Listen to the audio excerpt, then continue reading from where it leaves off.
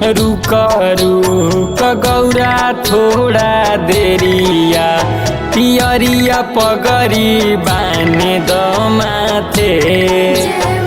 रुक रुक गौरा थोड़ा देरिया पियरिया पगरी बाने द माथे।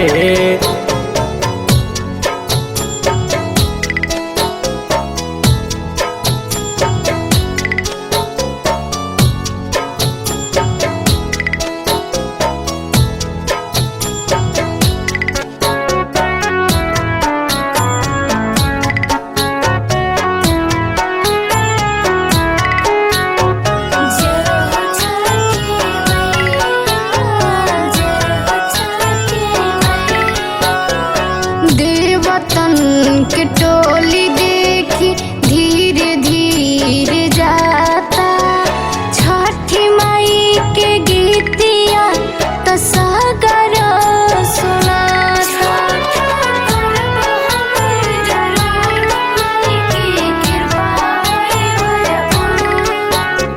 धीर तनी धर सबूर थोड़ा कर, सब कोई से चल के आगाही। जहानी मचाव तबाही। कार्तिक गणेश भइल रेडी, केरावा के गोधन के हाथे। रुक रुक गौरा थोड़ा देरिया पियरिया पगरी बाने द माथे। रुक रुक गौरा थोड़ा देरिया पियरिया पगरी बाने द माथे।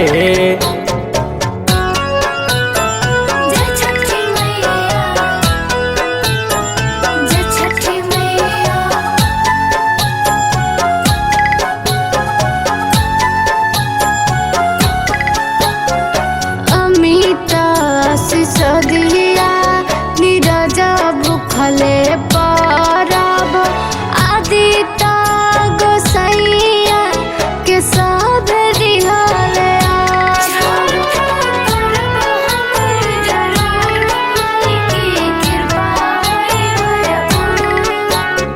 गावे खाती गीत हाली जहाज के बोलाव, अब जानी देरी लगाव।